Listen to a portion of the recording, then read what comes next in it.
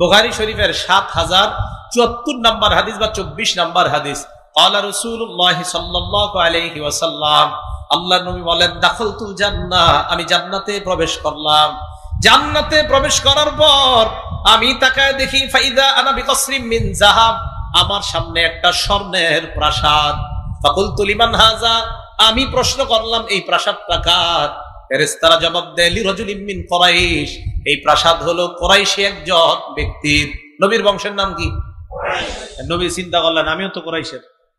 নবী যেই মাত্র প্রবেশ করতে যাইবেন, ফেরেশতারা জানিয়ে দেয়, হাদিহিল জান্নাহ লিউমর ইবনিল খাত্তাব। হুজুর, কুরাইশি যুবক দ্বারা উদ্দেশ্য হলো আপনার সাহাবা ওমরের জন্য এই স্বর্ণের প্রাসাদ আল্লাহ বানিয়েছেন। আল্লাহ নবী কয়, ওমর, আমি ওই জান্নাতে প্রবেশ করতে চাইলাম, তবে প্রবেশ করি নাই। জানোনি কেন?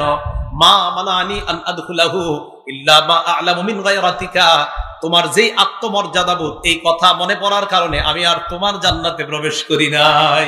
তোমারে দেখলে শয়তান ভাগে, এই কথা আমার মনে পড়ছে, তুমি যে আত্মমর্যাদাবোধওয়ালা মানুষ, এই জন্য আমি তোমার জান্নাতে ঢুকি নাই।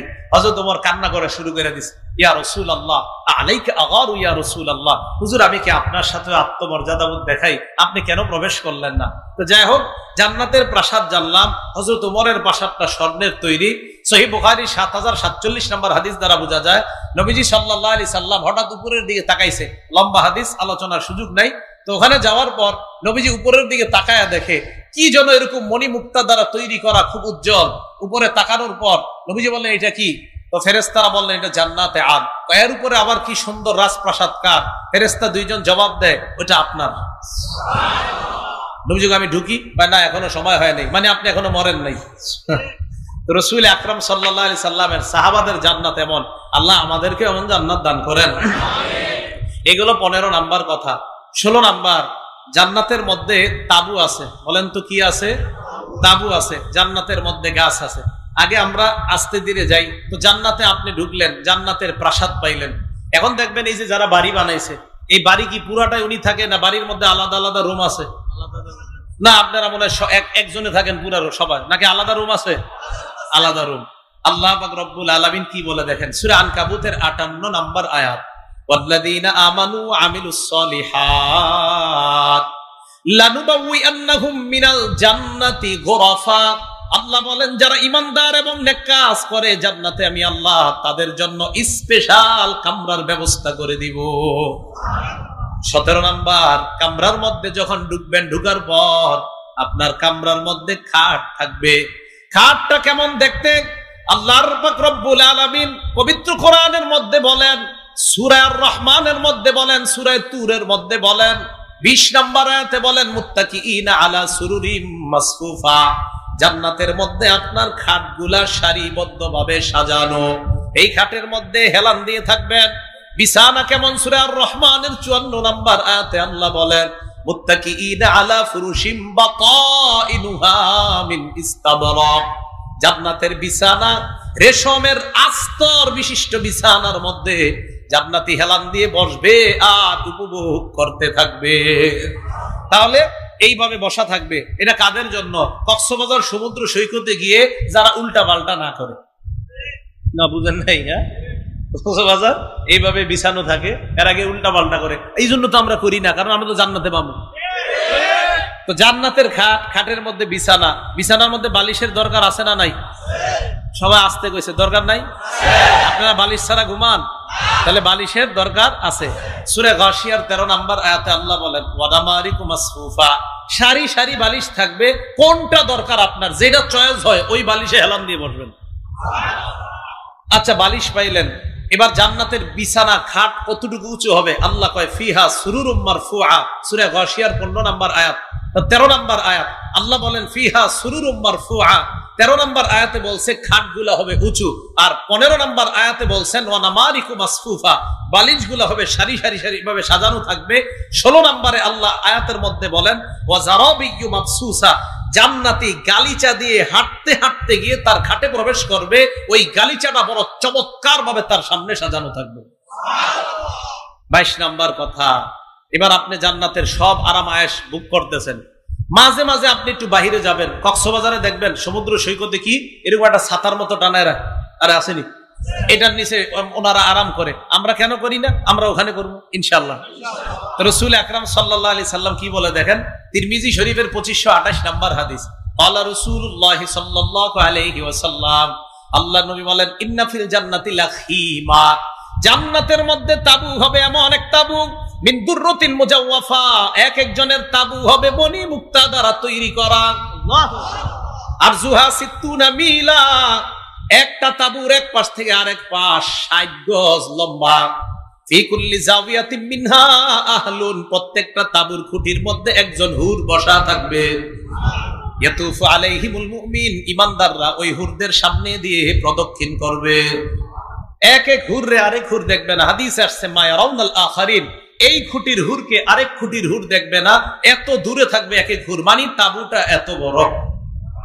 23 নাম্বার, জান্নাতের মধ্যে তো তাবু পাইলেন, এই যে আপনি তাবু, এই তাবুর মধ্যে আরাম আয়াস আপনি করতে থাকবেন, জান্নাতের মধ্যে এই তাবুগুলা দেখা হঠাৎ আপনার মন চাইবে একটু বাগানে ঘোরাফেরা করি কিনা।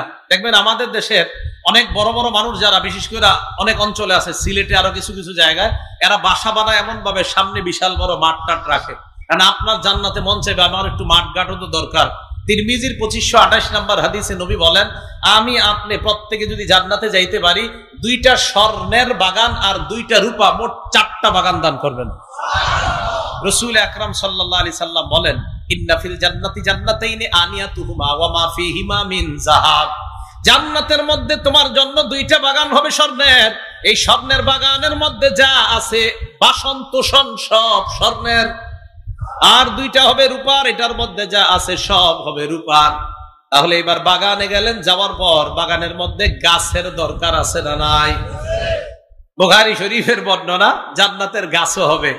বুখারী শরীফ হাদিস নাম্বার 4881 নাম্বার হাদিস, ক্বালা রাসূলুল্লাহ সাল্লাল্লাহু আলাইহি ওয়াসাল্লাম, আল্লাহ নবী বলেন, ইন্না ফিল জান্নাতি শাজারা, জান্নাতের মধ্যে গাছ হবে, ইয়াসিরুর রাকিবু তাহতা জিল্লিহা মিআতা আম, সওয়ারির উপর সওয়ার হয়ে আপনি চলতে থাকবেন, নবীজি বলেন, লা ইয়াকতুহা, 100 বছর চলার পরেও ছায়া অতিক্রম করতে পারবেন না।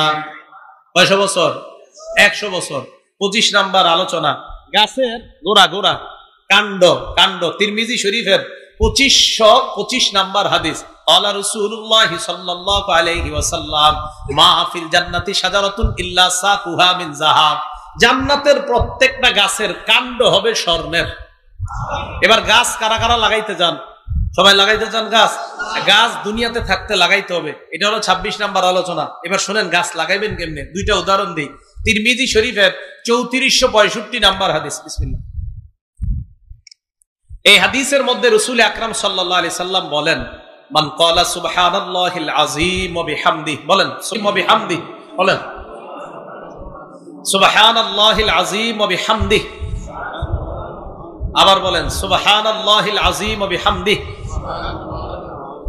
এই যে আমরা 3বার বলছি, গরিসাত লাহু নাখলাতুন ফিল জান্নাহ, আমাদের প্রত্যেকের জন্য 3টা খেজুর গাছের চারা অলরেডি জান্নাতে লাগানো হয়ে গেছে। আরেকটা সিস্টেম আছে চারা লাগানোর, কিভাবে?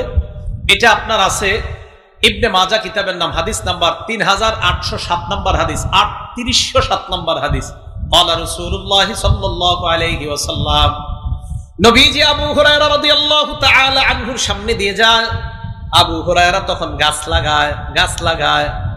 আল্লাহ নবী আবু হুরায়রাকে প্রশ্ন করলেন, মাল্লাযী তাগরিসু ইয়া আবু হুরায়রা, আবু হুরায়রা তুমি কি লাগাও? আবু হুরায়রা জবাব দেয়, কিরাসান লি ইয়া রাসূলুল্লাহ, আমি একটা চারা লাগাই। নবীজি বলেন, আলা আদুল্লুকা আলা গিরাসিন খায়রিন লাকা মিন হাদা, আমি কি তোমাকে এর চাইতে উত্তম চারার কথা বলবো না? জি হুজুর বলেন। নবীজি বলেন, আবু হুরায়রা তুমি বলো, আমরাও বলি, বলেন সুবহানাল্লাহ, আলহামদুলিল্লাহ, লা ইলাহা ইল্লাল্লাহ, আল্লাহু আকবার। এই 4টা বললাম না? নবীজি বলেন, তুগরাসুলাকা বিকুল্লি ওয়াহিদাতিন শাজারাতুন ফিল জান্নাহ, প্রত্যেকের জন্য জান্নাতে এই 4টা গাছ লাগানো হয়ে গেছে। ভাই নারায়ণগঞ্জ থেকে ঢাকা রওনা করছেন, জেমে বসে আছেন, 2, 2.5, 3 ঘন্টা জেমে আছেন, অন্য মানুষগুলা গল্পে কাটাইতেছে, আপনি গল্প করেন না, সুবহানাল্লাহ, আলহামদুলিল্লাহ, লা ইলাহা ইল্লাল্লাহ, আল্লাহু আকবার, সময়গুলা কাজে লাগান। আপনি গল্পের মাধ্যমে সময়গুলা নষ্ট করেন না। আল্লাহ আমাদেরকে সময়ের মূল্যায়ন করার তৌফিক দান করেন। এই গেল 26 নম্বর আলোচনা। 27 নম্বর আলোচনা, জান্নাতের স্পেশাল 100টা মর্যাদা আছে। সুবহানাল্লাহ। কয়টা মর্যাদা আছে জান্নাতের? স্পেশাল 100টা দরজা মর্তবা আছে।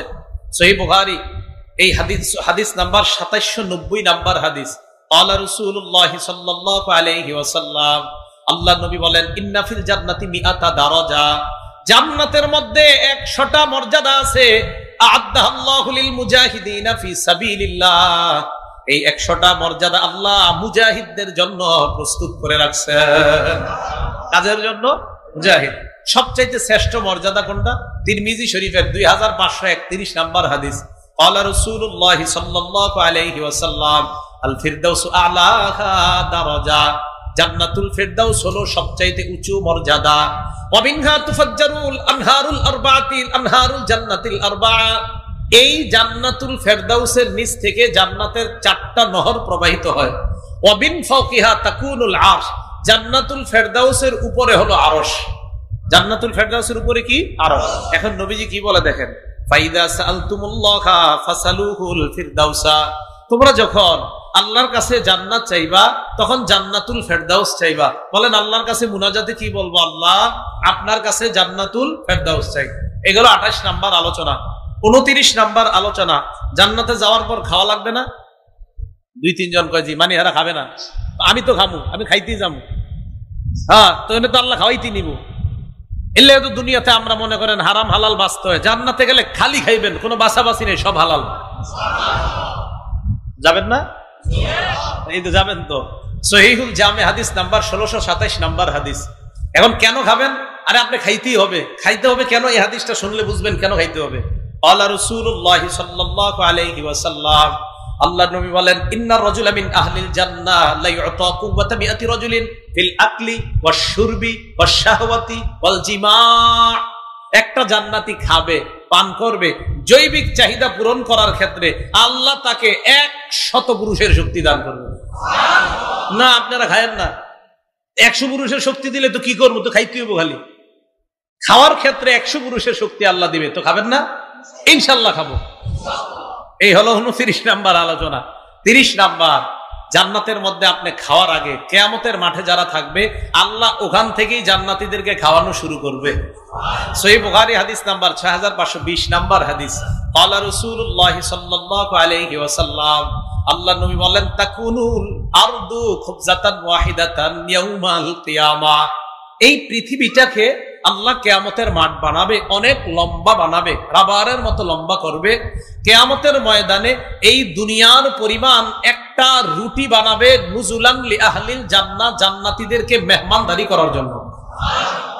এখন আমার দিকে তাকান, আমাদের মা বোনরা, স্বামী যখন সকালবেলা অফিসে যাবে, অফিস 9টা থেকে, আর স্বামী বলতেছে ইন্নালিল্লাহ, দেরি হয়ে গেছে, তাড়াতাড়ি করো।